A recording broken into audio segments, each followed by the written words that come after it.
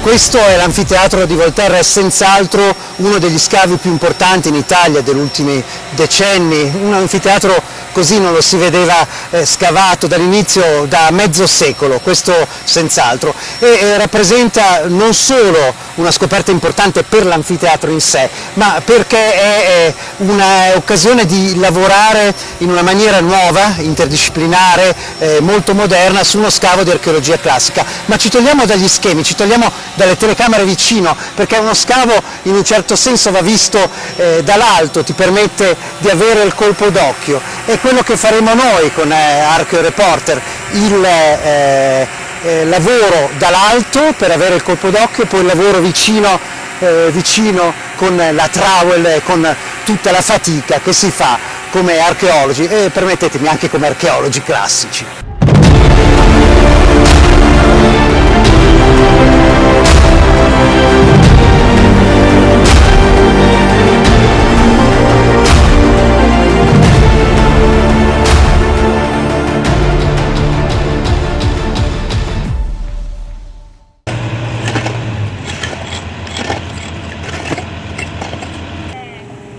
La trowel rimuove con attenzione la materia attorno alle parti più delicate, ma anche la ruspa si muove con insperata grazia nel cantiere. L'archeologia classica è così: grande movimento di terra, di crolli, ma anche precisione e confronti continui alla ricerca di risposte, a cominciare dalla domanda più importante: quando?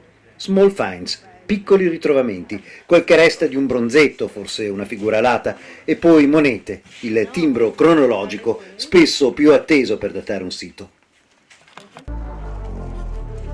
L'anfiteatro romano di Volterra, epoca Giulio-Claudia, è uno scavo archeologico che va avanti dal 2015, sempre più imponente, per un monumento che prima non si sapeva neppure ci fosse mai stato. È l'anfiteatro che non c'era.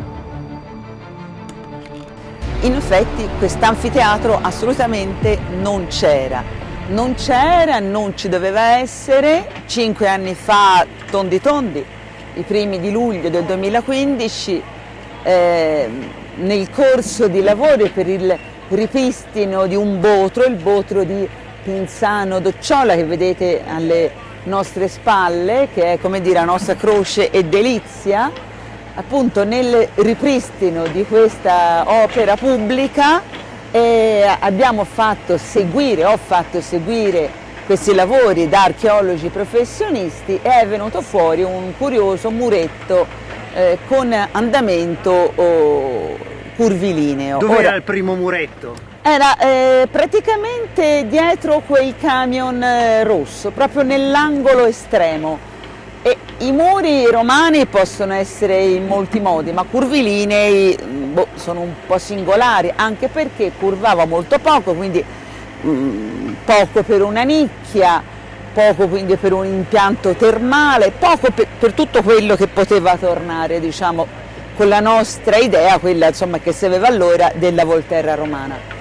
E poi occorreva cercare di capire se veramente quest'anfiteatro potesse essere definito l'anfiteatro che non c'era, o se viceversa non avessimo cercato bene nelle fonti.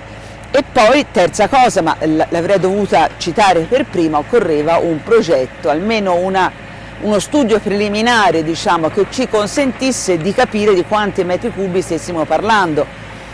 E per difetto, perché poi la realtà supera anche, oltre la fantasia ma anche la scienza a volte, avevamo stimato 25.000 metri cubi. In realtà questo monumento, oltre a essere straordinario perché inaspettato, ci consente per la prima volta nella storia, diciamo, degli scavi degli anfiteatri, se si eccettuano i maggiori ovviamente, però ecco, è la prima volta che viene scavato per intero un anfiteatro romano, almeno negli ultimi 50 anni nel nostro paese, ma bisogna andare molto più indietro nel tempo. Quindi noi ora stiamo scavando con metodi scientifici, quindi trovando, documentando tutti gli strati, perché bisogna sempre tenere conto che, come tutti sanno, l'archeologia è distruzione, quindi molto poco sappiamo per esempio degli strati che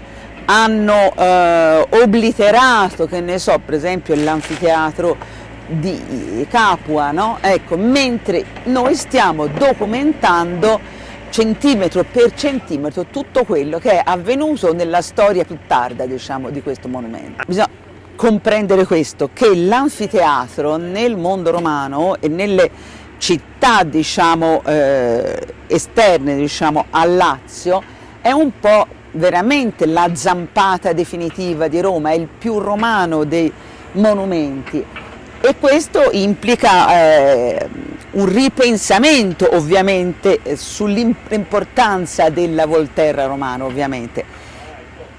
Dove era stato collocato? Dentro le mura etrusche, a poche centinaia di metri dal teatro. Perché dico che Volterra è stata fregata dalla storia? Perché la Volterra alto medievale e moderna è molto più piccola, quindi, come dire, non ha rispettato le aspettative. Quindi mentre negli altri casi abbiamo superfetazioni, cioè costruzioni magari dentro l'anfiteatro che sfruttano le potentissime murature, questo a noi non è accaduto.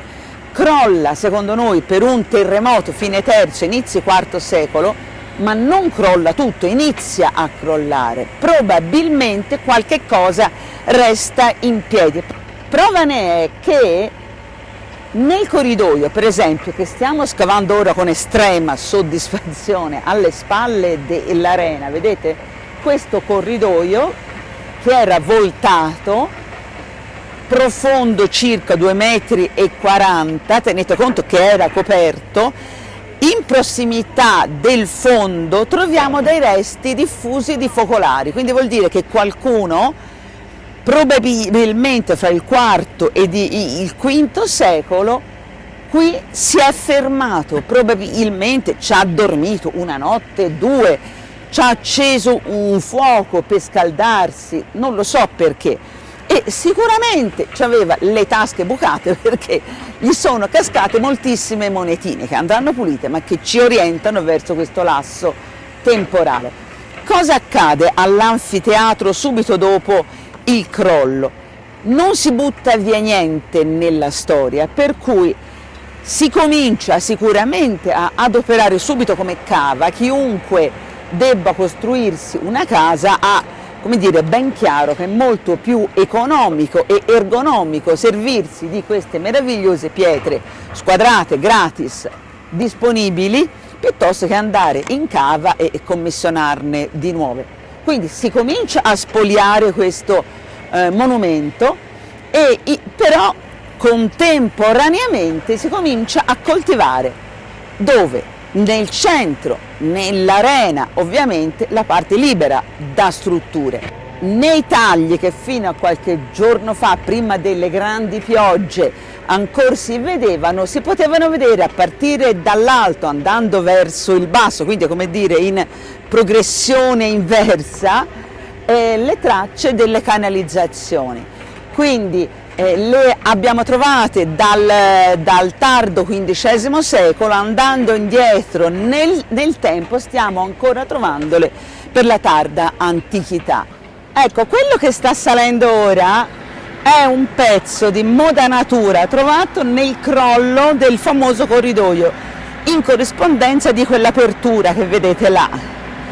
E è un pezzo modanato, vedete, quindi con una sistemazione, diciamo, non lo sappiamo ancora, vedete, è stato appena trovato, e se sia questa roccia panchino, diciamo, quella che fa parte, diciamo, della collina stessa, oppure la più sofisticata pietra di Pignano, nella quale pare che venissero realizzati questi blocchi più significativi. Alle spalle cominciano le 4 grandi prescinzioni, cioè i 4 grandi muri ovali che dovevano costituire, come dire, l'ossatura portante del monumento, vedete, e che definiscono i 3 ordini. Il primo ordine è quello più prossimo all'arena, purtroppo in questo settore abbiamo perduto i sedili, ma dovevano appoggiare sopra questi vani che vengono chiamati carcer, sono i carceres. Alcuni non hanno alcuna funzione se non quella statica, cioè vedete sono costruiti, poi riempiti con la terra e quindi voltati contro terra, vuol dire che non servivano come magazzini, come passaggio, ma solo per sostenere. Alle spalle vi è il secondo ordine, che è in parte simile al primo, cioè a questi carceres, mentre invece dall'altra parte c'è un grandissimo corridoio anulare che termina con una nicchia che doveva forse ospitare, chissà, una statua.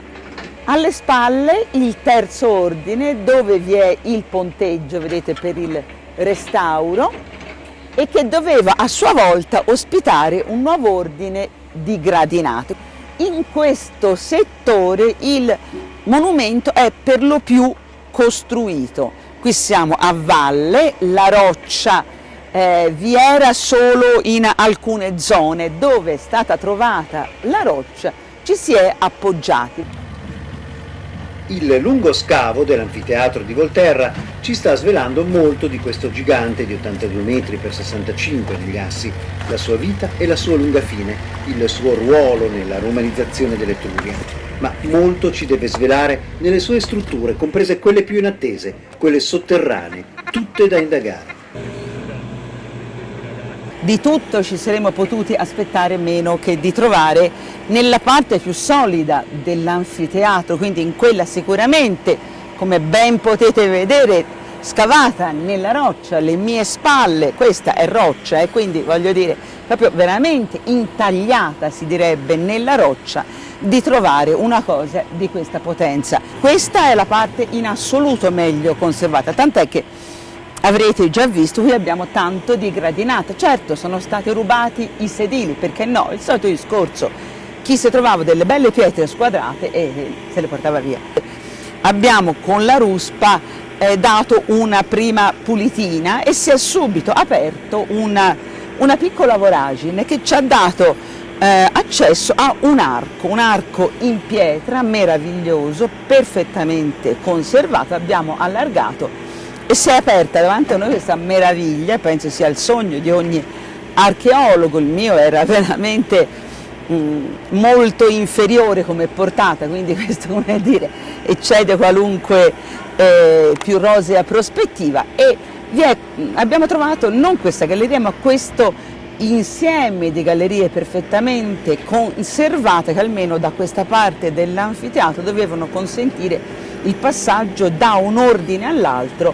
E forse, dico forse perché non ne abbiamo alcuna certezza ovviamente per ora, verso la città. Alcune delle gallerie alle quali si dà accesso attraverso questa prima che abbiamo trovato sono in crollo, quindi posso dire con grande gioia che dalla prossima campagna avremo la collaborazione anche dei vigili del fuoco del comando di Pisa, che scaveranno con noi assieme ai loro allievi, e quindi, come dire, potremo scavare queste gallerie in tutta sicurezza, cosa non da poco. La grande avventura dell'anfiteatro che non c'era ha davanti a sé ancora molte campagne di scavo, molti inverni di studio, di confronto e di conoscenza. La sfida più grande è che nella vallecola verso Porta Diana la parola magica valorizzazione abbia un senso. Non solo un colosso che non c'era nel presente, ma un monumento che torni a una sua vita nel futuro.